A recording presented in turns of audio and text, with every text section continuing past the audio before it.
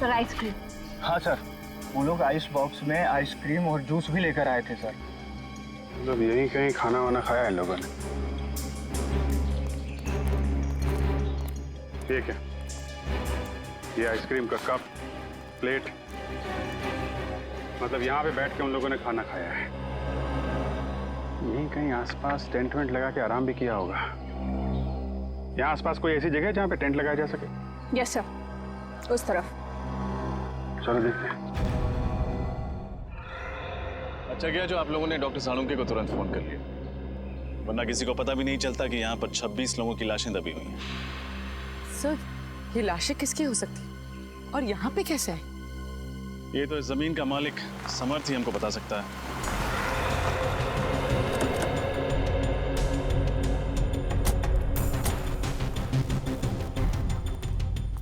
Hello officer, क्या हुआ? अरे अगर कोई तकलीफ थी तो हमें बता देते, सीआईडी वालों को बुलाने की क्या जरूरत थी? जब लाशों के भंडार मिलते हैं तो एक अच्छे नागरिक का फर्ज होता है कि वो सीआईडी को तकलीफ दे। लाशों के भंडार कहाँ? आपकी जमीन के अंदर हमें 26 लाशें मिली। 26 लाशें? ऐसे कैसे हो सकता है? आपको जरूर कोई गलतफहमी हो गई है। कोई गलतफहमी नहीं हुई। हमें इंसानों की हड्डियां, बाल, दांत मिले हैं। अभी ना जाने क्या क्या मिलना बाकी है आपके जमीन के अंदर से।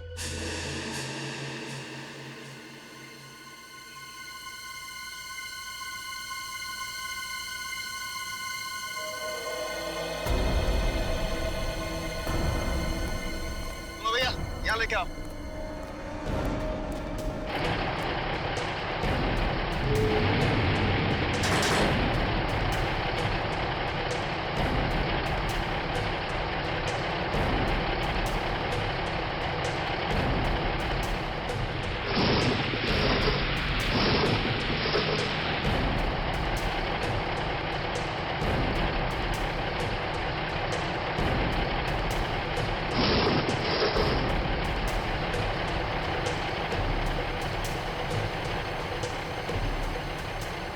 मुझे तो यकीन नहीं आ रहा है कि इस जमीन के अंदर 26 लोगों की लाश है। अगर कोई मुजरिम एक भी लाश को गाड़ता है तो पकड़ा जाता है, और यहाँ किसी ने 26 लाशें गाड़ी है। कोई भी जुर्म छुपता नहीं है डॉक्टर तारिका। इस अपराध से भी पर्दाफाश हो ही गया। उन मजदूरों को लेके जाओ, उनको बोलो उस तरफ खुदाई शुरू करें। आप लोग उस तरफ चलिए।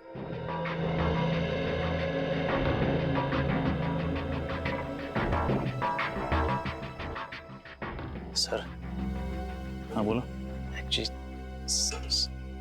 गलती से भी रिश्वत देने का ख्याल अपने दिमाग में मत लाना।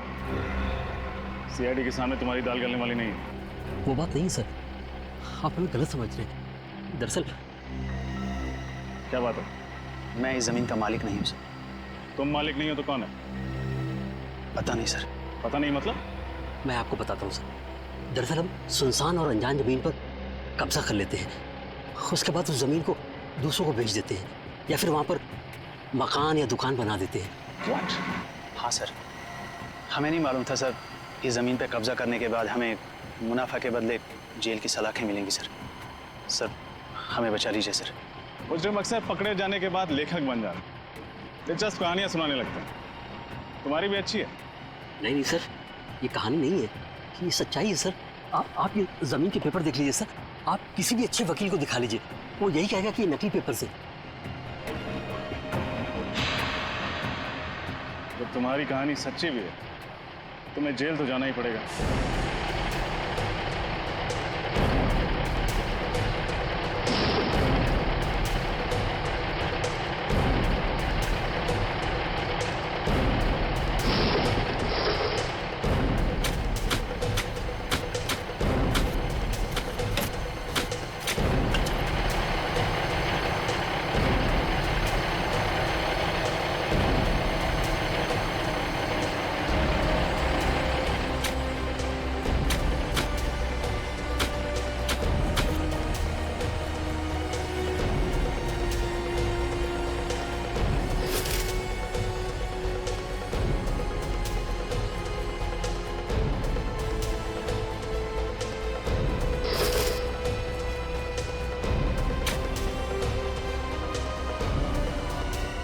मैडम, ये देखिए मैडम।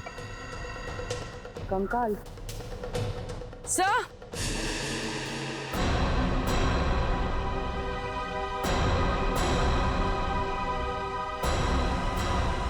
उधर कुछ है? सर,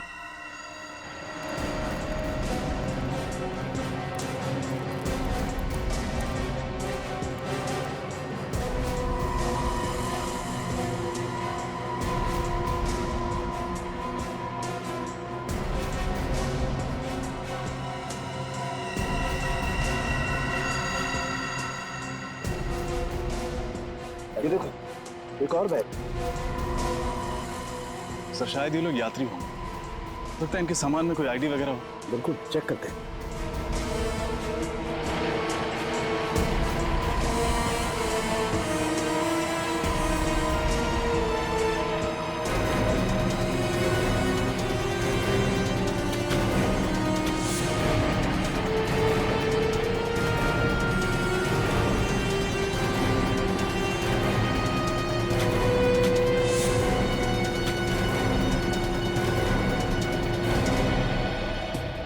बैग में तो कुछ भी नहीं है, कोई आईडी वगैरह।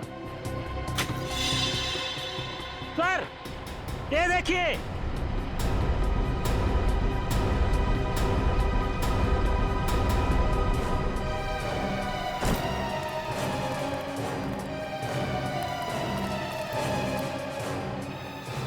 सर, ये देखिए नीम का पत्थर।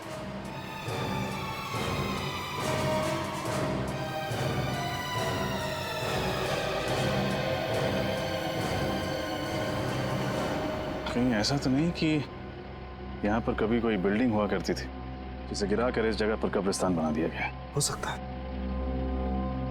पता नहीं वो कौन सी मनहूस घड़ी थी जब हमने इस जमीन पे बुरी नजर डाली। लेने के देने पड़ गए। आप दोनों हमारे साथ ब्यूरो चलेंगे, आपसे पूछताछ करनी है।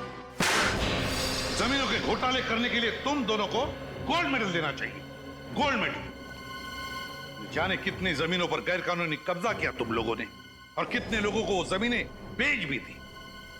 माफ कर दीजिए सर, गलती हो गई।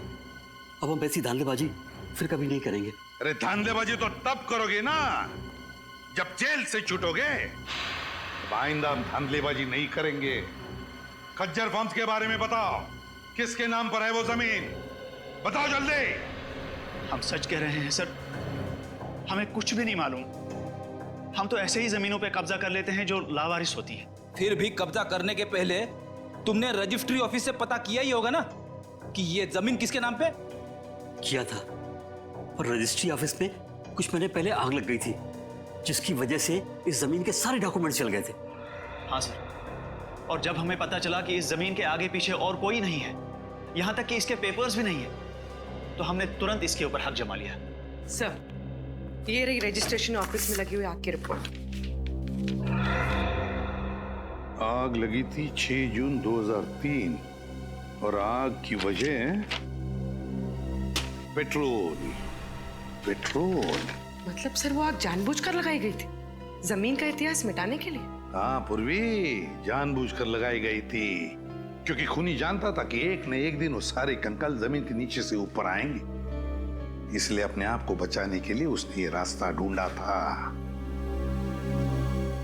ये पता लगाना चाहिए कि उस नींव के ऊपर वो जो कंक्रीट का कंस्ट्रक्शन मिला है ना, वो ढांचा, उस पर पहले क्या बना हुआ था।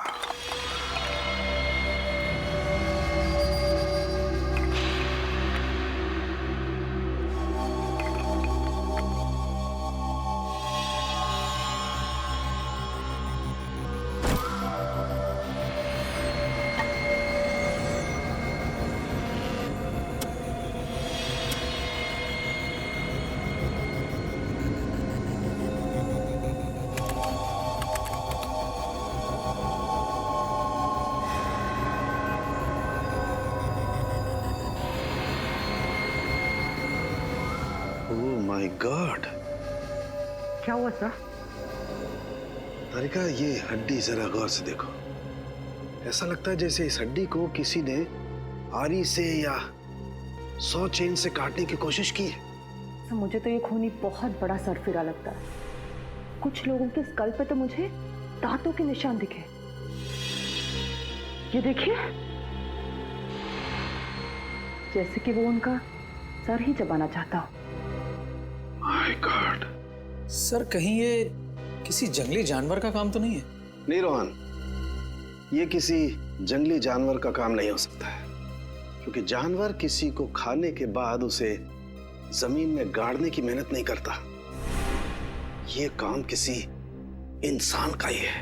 सर अब बस ये पता चल जाए कि इन सब की मौत कब हुई थी, तब जाके हम उस खूनी तक पहुंच सकते हैं। चल जाएगा तारिका, ये भी पता चल जाएगा उस माइक्रोस्कोपिक रेडियोग्राफी के जरिए। Microscopic radiography? सॉरी सर, पर क्या है ये? कभी सुना नहीं इसके बारे में। रोहन, ये एक ऐसा प्रोसेस है जिसके जरिए हम ये पता लगा सकते हैं कि इंसान की मौत कब हुई है। और ये देखो, जिस इंसान की ये हड्डी है उसकी मौत 7 से 10 साल पहले हुई है, यानी 2003 से 2006 के बीच में इस इंसान की मौत हुई है।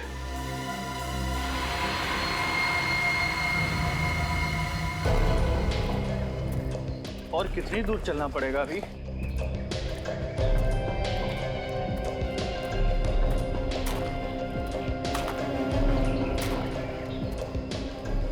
क्या बच रहा है? सर मैंने किसी के चलने की आवाज सुनी।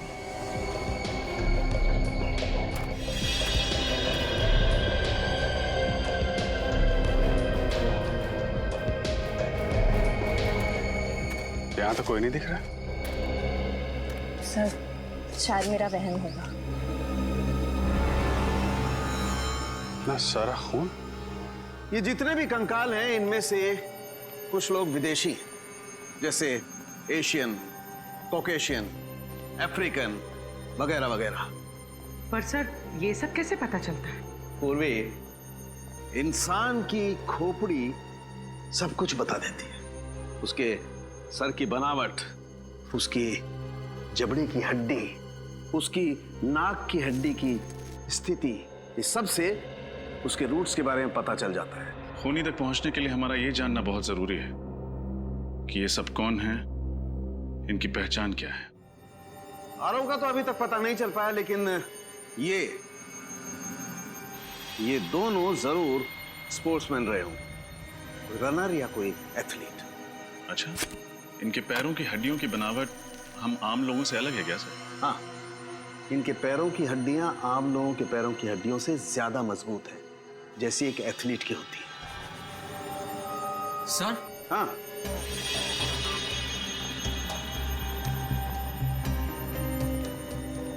क्या हुआ?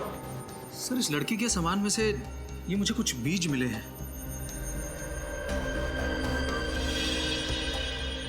ये किस तरीके के बीज हैं? नागा जोलकिया नाम का मसाला है। ये दुनिया का सबसे तीखा मसाला है, और ये इतना तीखा मसाला है कि नॉर्मल नमक या मिर्च की तरह नहीं खाया जाता। तकरीबन हजारों लाल मिर्च की ताकत इस थोड़े से मसाले में है। नागा जोलकिया, कोई ये मसाला इस तरीके से अपने सामान में लेकर क्यों घूमेगा? कहीं ये लड़की कोई रिसर्च वगैरह तो नहीं कर रही थी? इस खून का सैंपल ले लो श्रेया, बच्चों के माँ बाप के डीएनए के साथ मैच करके देख लेंगे।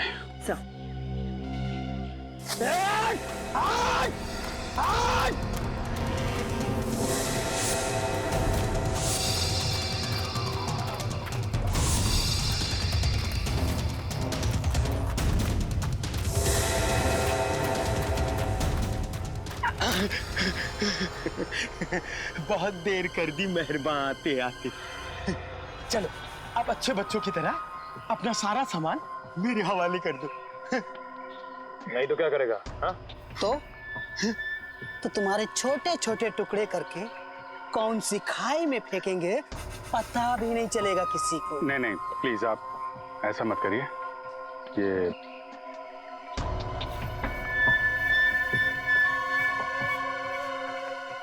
सीढ़ी सीढ़ी और सामान चाहिए आप लोगों को?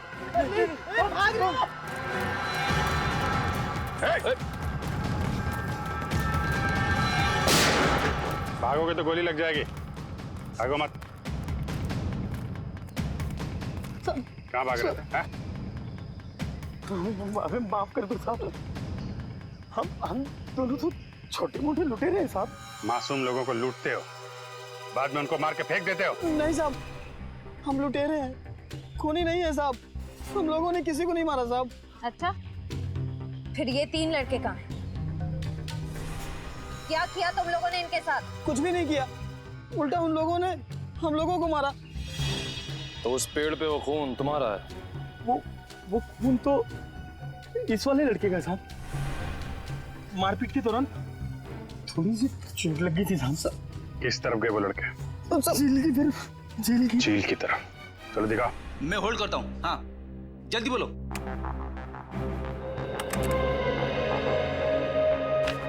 जी हाँ, मैं 2003 की बात कर रही हूँ, आज से 10 साल पहले की। मसाले का नाम है नागा झुलके, और जितने भी ऐसे खेत हैं जहाँ नागा झुलके नाम का मसाला उगता है, वहाँ उस लड़की की फोटो भेज दीजिए। और हाँ, एग्रीकल्चर इंस्टीट्यूट्स में भी।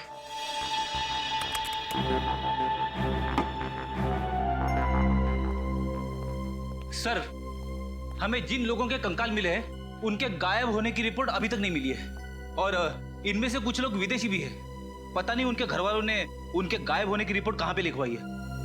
हो सकता है ना फ्रेडी कि उनके घर वालों को पता ही नहीं था कि जब ये हादसा हुआ तब ये लोग इंडिया में ही थे। लेकिन ये खज्जर फार्म से ही पता चलेगा कि ये सारा चक्कर क्या है। सर, एक बात बड़ी अजीब है, खज्जर फार्म के आसपास दूर दूर तक कोई भी जंगली जानवर नहीं है, तो लोगों को मार कौन सकता है उनके मांस के लिए? सर, कहीं कोई आत्मा नरबक्षी तो नहीं है? वो चाहे कोई भी हो, फिर चाहे फ्रेडी, वो तुम्हारी आत्मा ही क्यों ना हो, अब नहीं बचेगा ये हमारे हाथों से। ये रही झील।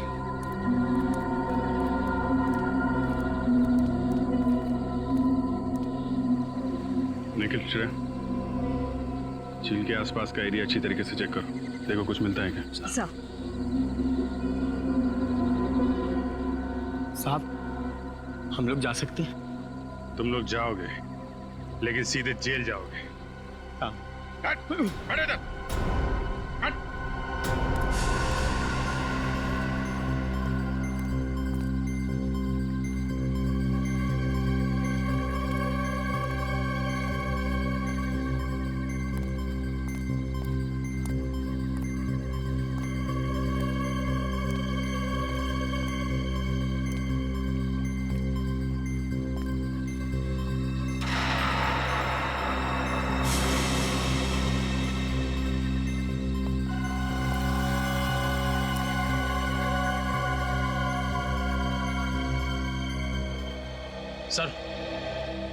सर, ये टॉल मिला है सर, इस पे खून लगा हुआ है।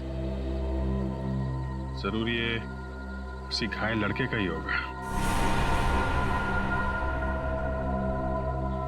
काफी गहरी चोट लगी है उसे। इतनी जख्मी हालत में रात कहीं ना कहीं टेंट में गुजारी होगी। वो क्या बता रही थी आप, वो टेंट वाली जगह कितनी दूर है यहाँ से? बस यही पास में है। चलिए दिखाइए जरा। चल चल। यही वो जगह है। सर, ये टेंट तो मेरे दोस्तों की है सर। ये एक मिनट, ये रुकिए आप लोग।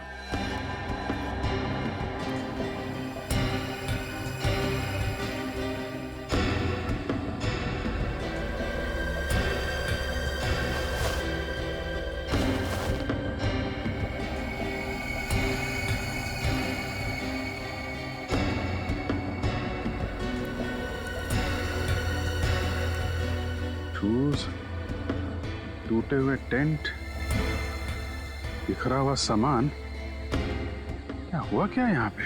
सर, उन्हें कुछ हो तो नहीं गया होगा सर?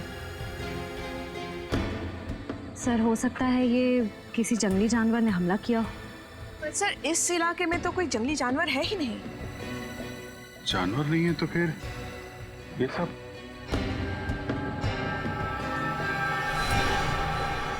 ये क्या?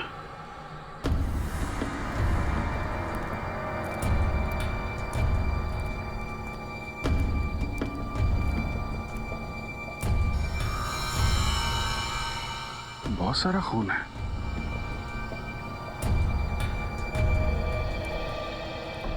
अगर इसमें तुम लोगों का जरा भी हाथ हुआ ना तो तुम लोगों का वो अंजाम होगा कि तुम लोग सोच भी नहीं सकते। श्रेया, सबको जेल में डाल दो, ले जाओ। चलो चल।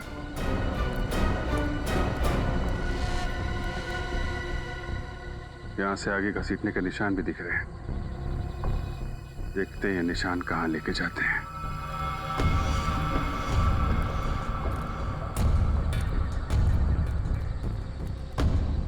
ये क्या चक्कर है?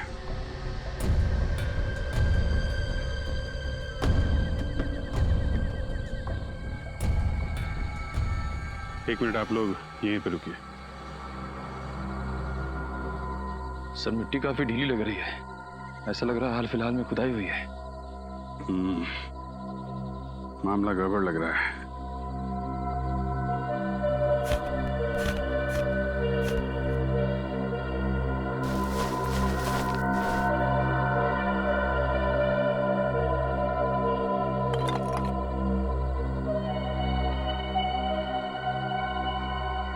कंकाल? निखिल, कुछ खोदने का इंतजाम करो।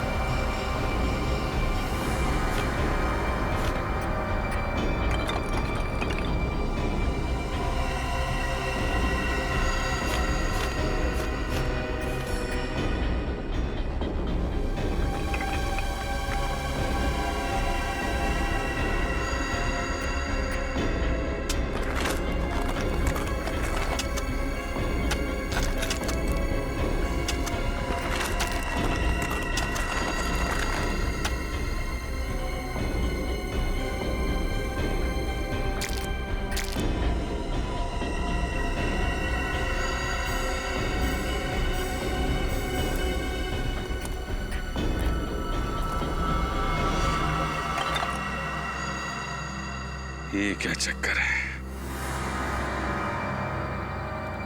1 2 3 4।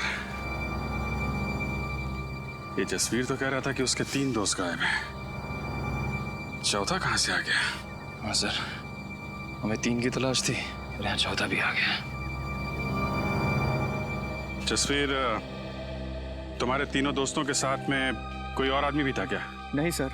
सर, ये कंकाल क्या मेरे दोस्तों के हैं सर?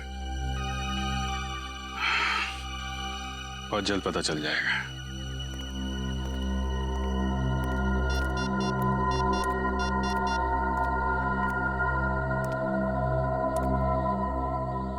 हाँ तारिका जी, आपको जंगल में आना पड़ेगा।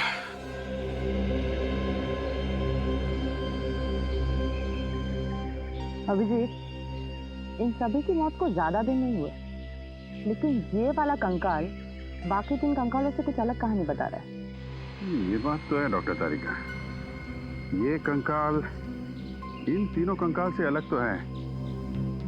इन सब की जो खोपड़ियों का साइज है वो लगभग आम इंसान जैसा है, लेकिन इसकी खोपड़ी का साइज इतना बड़ा।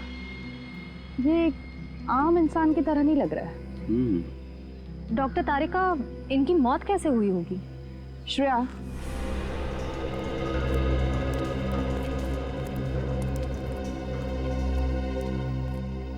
इसकी गर्दन पे और छाती पर दांतों के काटने के निशान हैं, पर फोरेंसिक में टेस्ट करके ही सही नतीजे पर पहुंच सकते हैं।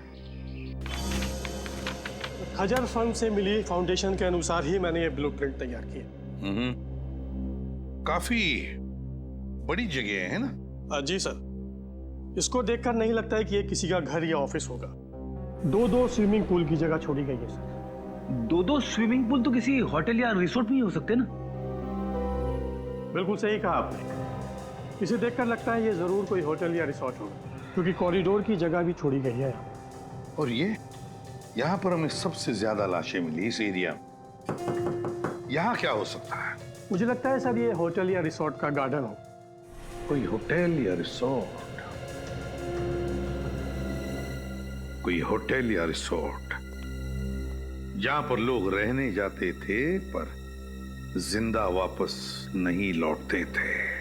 डॉक्टर तारिका, एक बात समझ में नहीं आ रही। आप कह रही हैं कि इनको मरे हुए ज्यादा दिन नहीं हुए, तो फिर इनके शरीर से खाल और मांस कहाँ गया? इन गड्ढों में हमें खाल का एक छोटा सा टुकड़ा भी नहीं मिला है। नहीं अभिजीत, एक टुकड़ा है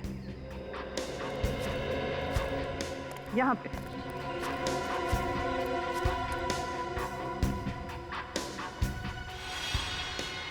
ये देखो, मांस का टुकड़ा है। जी हाँ सर, मैं पहचानता हूँ इन्हें। ये दलजीत है और ये मयंक, दोनों नेशनल लेवल के रनर्स थे। दोनों नेशनल लेवल के रनर्स।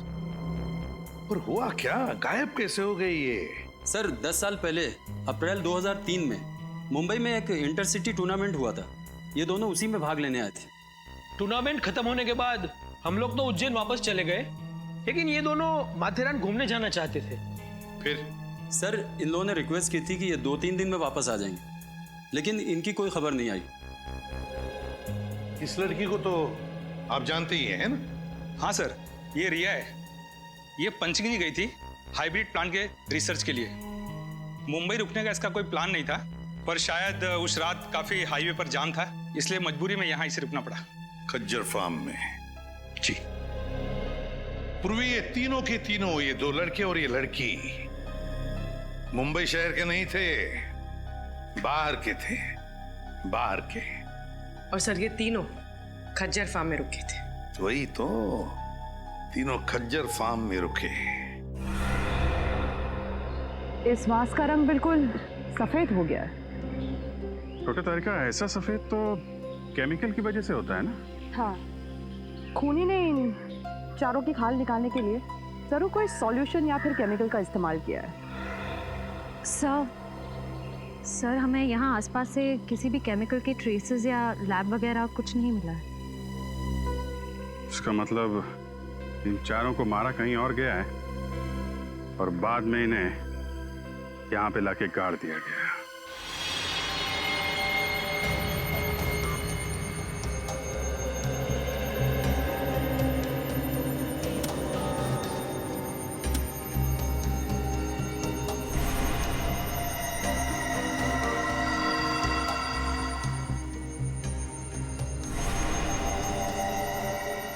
अब तक तो आप लोग इंसानों की लाश, इंसानों के कंकाल लाया करते थे, लेकिन इस बार आपने सारी हदें पार कर दी। क्यों डॉक्टर सर, ये कंकाल भी तो इंसानों के ही हैं। हाँ हैं, वो तीनों कंकाल इंसानों के हैं, लेकिन ये चौथा कंकाल जानते हो किसका है? किसका है sir? Pavilion man. Pavilion man? क्या मतलब? देखो, इंसान को इंसान बनने के लिए कई स्टेजेस से गुजरना पड़ा है, ये तो सबको मालूम है। ये पेलियन मैन इंसान बनने से पहले वाली स्टेज है। अरे बाप रे, ये तो बड़ा ही खतरनाक है। हाँ फ्रेडी, ये बहुत खतरनाक भी है और बहुत ही ज्यादा शक्तिशाली भी है। इन तीनों लड़कों को उस पेलियन मैन ने मार के खाया है, मार कर खाया है अपनी भूख मिटाने के लिए। तो ये जीव नरभक्षी होते हैं, मैन ईटर्स। हाँ पूर्वी, तभी तो इनके दांत हमारी तरह नहीं होते, बिल्कुल बड़े और नुकीले होते हैं। दिखाती हूँ।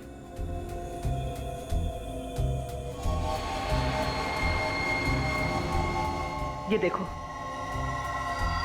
और इस तरह से घुसते हैं।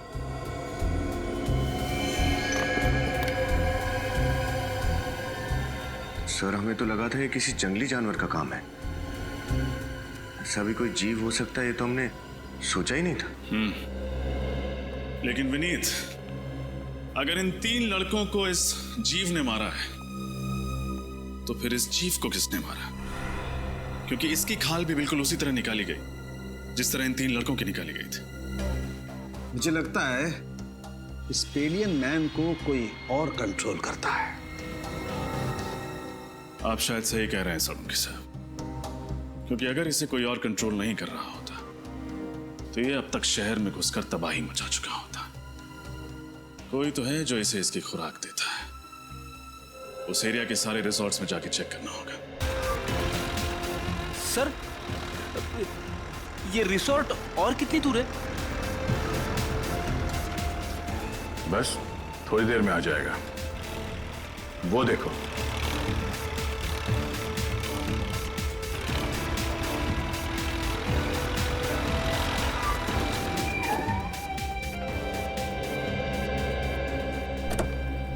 इस इलाके में ये वो दो रिसोर्ट है जिनके नक्शे ठीक उस रिसोर्ट की तरह है जो 2003 में नष्ट किए गए थे। अब सर, उन तीनों लड़कों का और उस आदि मानव का कंकाल भी तो हमें आसपास के एरिया में से ही मिला था ना। फिर रिसोर्ट में जाने से खतरा हुआ तो? बड़ी खतरा है इसीलिए तो जाना है। ये देखो, दोनों रिसोर्ट्स में खुफिया रास्ते हैं। एक रास्ता ये तहखाने की तरफ जाता है और ये दूसरा रास्ता रिसोर्ट से बाहर निकलता है। ये जो कोई भी जीव है जिसने इतना आतंक मचा रखा है उसे इस रिसोर्ट के किसी खुफिया कोने में पाल पोस के बड़ा किया गया होगा। हाँ सर, कोई तो है जो अपने फायदे के लिए इस जीव का गलत इस्तेमाल कर रहा है और खून की नदियां बहा रहा है। एग्जैक्टली।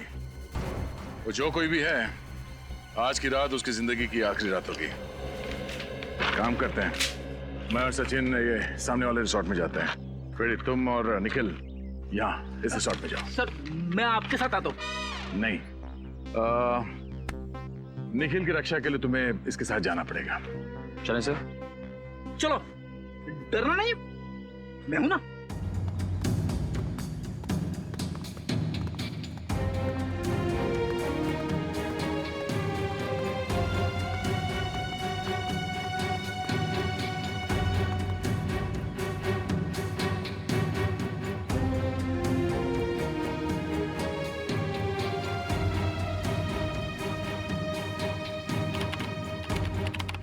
कमाल है, हमें तो लगा था उन 3 लड़कों के हादसों के बाद हमारा बिजनेस कुछ दिनों के लिए ठप हो जाएगा। वैसे आप लोगों को डर नहीं लग रहा ट्रैकिंग करने में? आप किस हादसे की बात कर रही है? हमने तो ऐसा कुछ सुना नहीं था। चलिए, अच्छी बात है कि आपने ऐसा कुछ भी नहीं सुना। वो कहते हैं ना, इग्नोरेंस इज ब्लेस। अच्छा, वैसे ये बताइए कि हम लोग अपने कमरे में खाना कब तक मंगवा सकते हैं? रात में 11 बजे तक। उसके बाद रिसेप्शन पे कोई नहीं रहता। वैसे चलिए, आइए।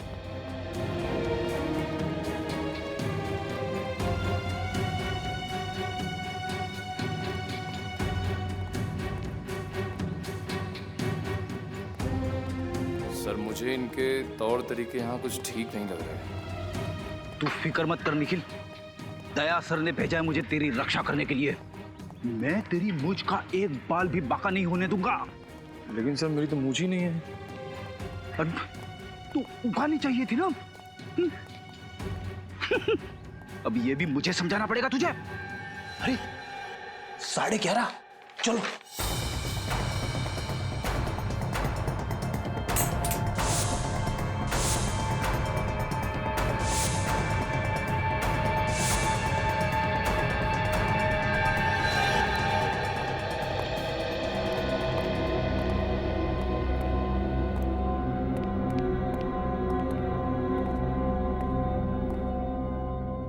दरवाजा तो कॉरिडोर पे खुलता है।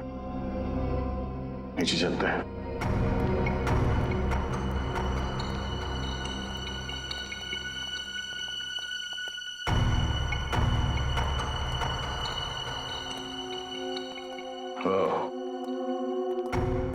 लगता है ये खुफिया रास्ता है। हाँ सर, तहखाने में तो कुछ मिला नहीं था। हो सकता है यही दरवाजा हमें मुजरिम तक पहुंचा दे।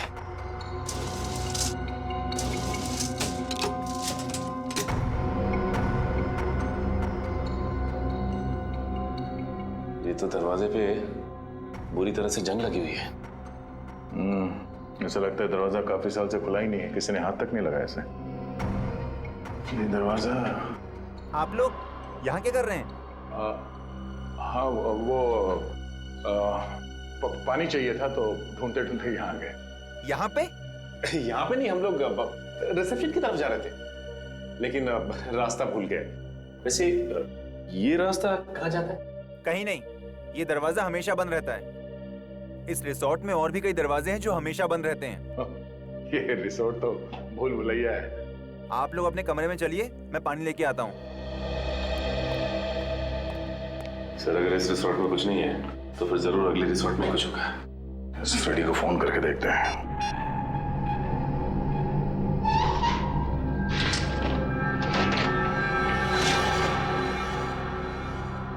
अरे बाप रे, कितना अंधेरा है यहाँ पे। ना तो कोई बल्ब है और ना ही ट्यूबलाइट। लगता है फ्रेडी का मोबाइल नेटवर्क एरिया में नहीं है, लग नहीं रहा। सर एक मिनट, मैं निखिल का ट्राई करता हूँ। ये यहाँ पे दरवाजा है। नहीं लग रहा सर। एक काम करते हैं, वहीं चल के देखते हैं।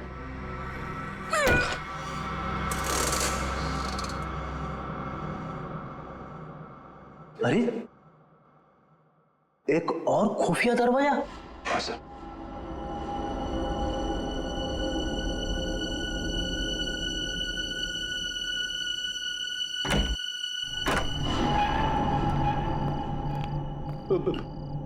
मैंने सुना है अक्सर ऐसी बंद अंधेरी जगह पे आत्माएं होती है।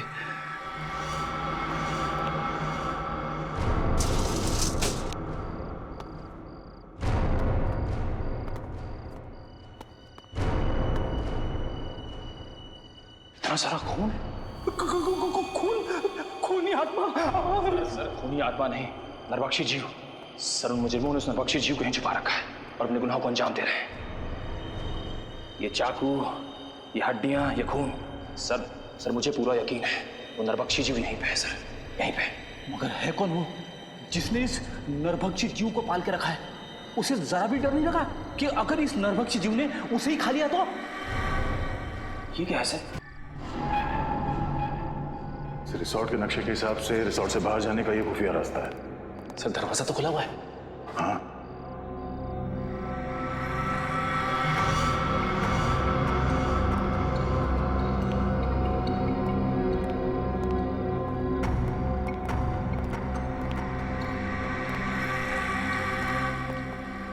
दो पलंग? हाँ, दोनों पलंग पे चेन है उस नरभक्षी जीव को बांधने के लिए। एक जीव दो पलंग, अब ये नया क्या चक्कर है? ये कैसी आवाज है? किसी जानवर की आवाज लग रही है। सर दो पलंग, कहीं ऐसा तो यहाँ पे दो नरभक्षी जीव है। निखिल, यहाँ से खिसक लेते हैं, आगे का इन्वेस्टिगेशन दया सर के साथ ही करेंगे। सर कुछ नहीं होगा आपको, मैं हूं ना। कौन है?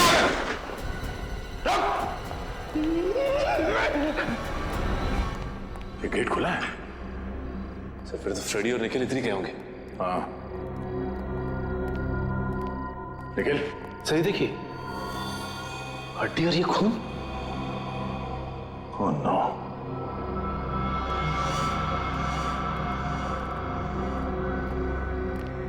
ये क्या? इसका मतलब है दो नरभक्षी जीव। लेकिन सर एक की तो मौत हो गई थी। सचिन, निखिल और फ्रेडी की जान को भी खतरा है, जल्दी।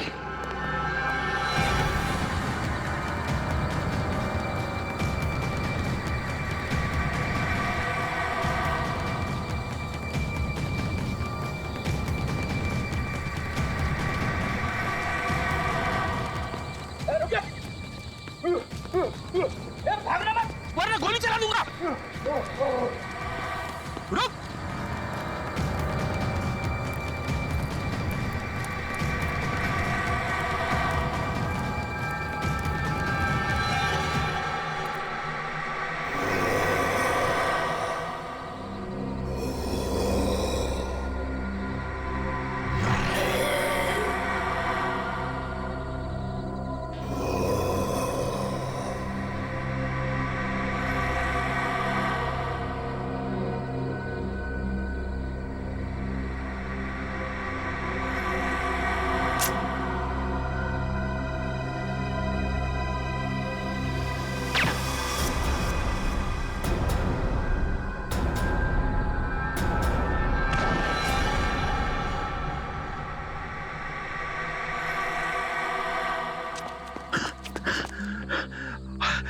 वाह सर, आपने इसे मार दिया?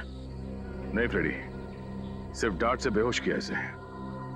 अच्छा हुआ सर आप लोग आ गए, वरना आज मेरी वाइफ का सुहाग उजड़ने वाला था। हट जाओ तुम लोग, हट जाओ वहां से। लगता है इस जीव का मालिक मैदान में निकल ही आया। इसी वक्त का तो इंतजार था हमें। हट जाओ वहां से, हट जाओ वरना गोली चला दूंगी। अरे सर, ये तो दीपिका। हट जाओ। गन नीचे करो। निकल जाओ यहाँ से। गन हटाओ, गन नीचे रखो। मैं कहती हूँ हट जाओ वरना गोली चला दूंगी। दीपिका गन नीचे करो। मैंने कहा हट जाओ यहाँ से। सचिन।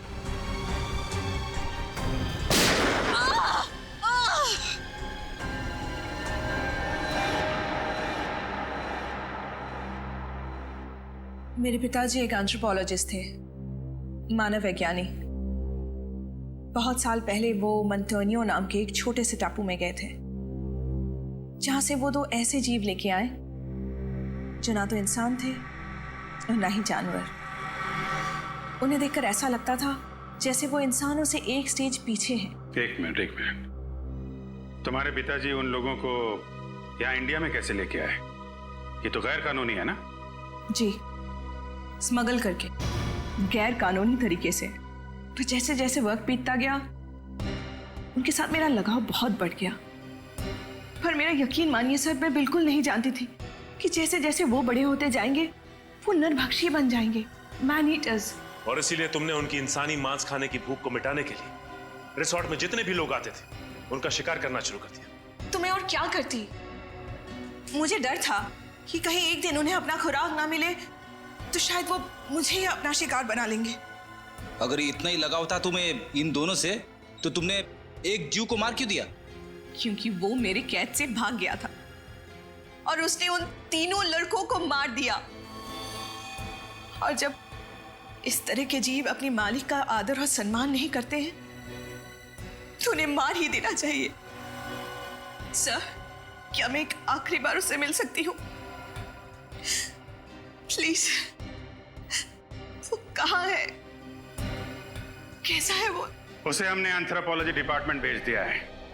वो लोग तय करेंगे उसके साथ क्या करना है। लेकिन तुमने बहुत बड़ा गुनाह किया है। न जाने कितने मासूम लोगों की जान गई है तुम्हारी वजह से। तुम्हारे साथ क्या करना है ये अदालत तय करेगी। असाइलम या जेल।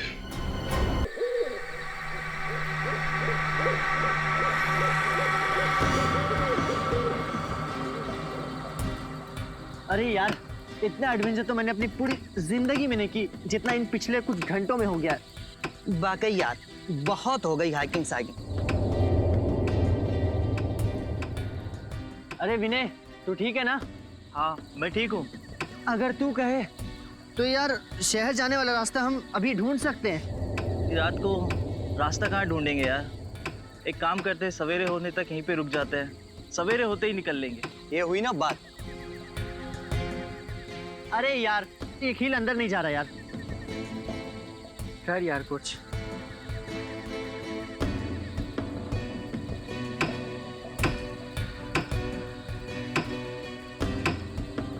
मुझे लगता है नीचे पत्थर दबा हुआ है, पहले उससे निकाल लेते।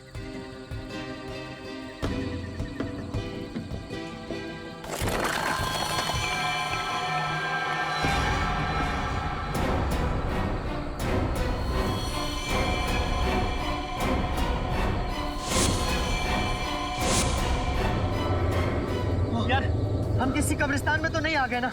बस यार, अब मैं एक पल भी यहाँ नहीं रुक सकता। चलो अपना अपना सामान बांधते, आओ।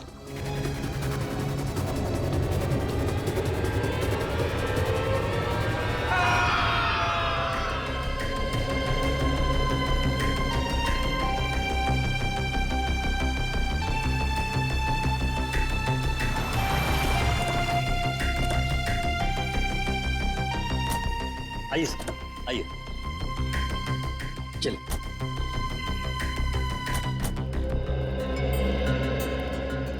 वाओ, आज मेरी जिंदगी का सबसे बड़ा दिन है। इतने लंबे स्ट्रगल के बाद आज मैं गर्व से कह सकता हूं कि ये सारी की सारी जमीन मेरी है। मुबारक हो समर सर, बहुत बहुत मुबारक हो आपको। Thank you very much. कहिए, कैसी लगी आप लोगों को ये जमीन? शहर से काफी दूर है और आप यहाँ हॉलिडे कॉटेज बनाना चाहते हो? यहाँ दूर दूर तक हम खेती करेंगे, फलों की, सब्जियों की, और यहाँ बीच में हम कॉटेज बनाएंगे, हट्स बनाएंगे। ये वाकई नया और अनोखा आइडिया है, लेकिन खेती बाड़ी शुरू करने से पहले हमें यहाँ जमीन की जांच तो करनी पड़ेगी ना।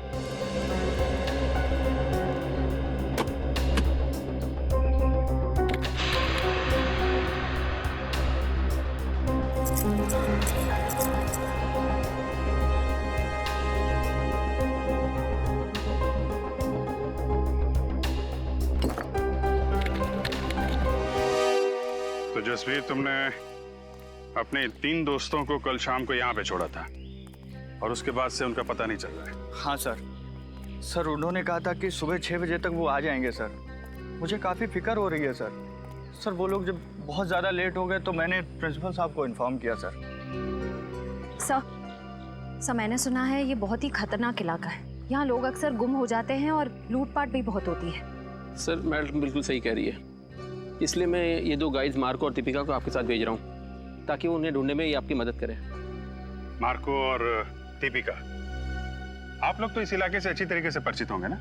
जी हाँ, हम दोनों इस इलाके को बहुत अच्छी तरह से जानते हैं। That's great. चलिए फिर देखते हैं।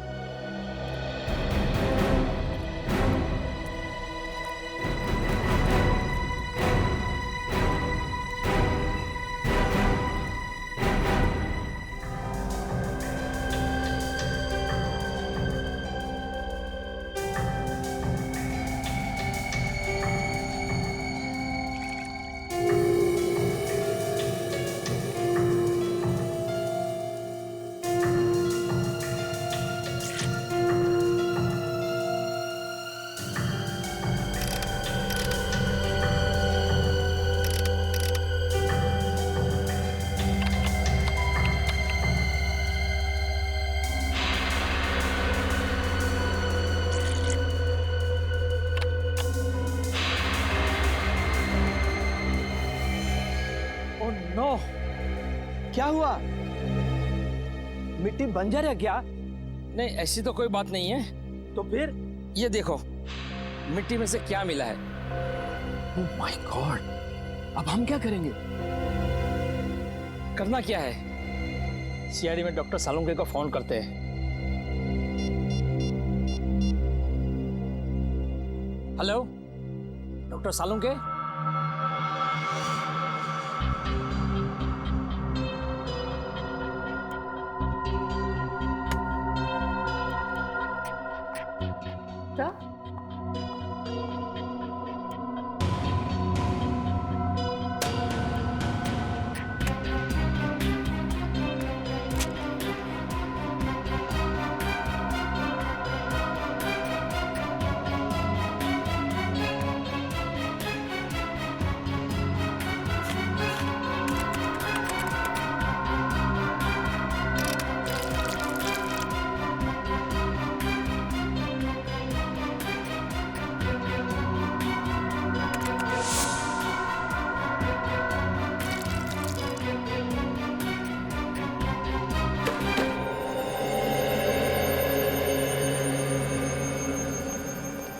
आप लोगों का शक एकदम सही था। उस मिट्टी में मुझे पूरे 26 लोगों का डीएनए मिला है।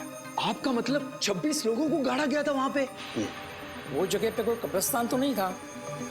वही तो, इसीलिए तो ये मामला और भी ज्यादा गंभीर हो जाता है। कौन थे ये लोग?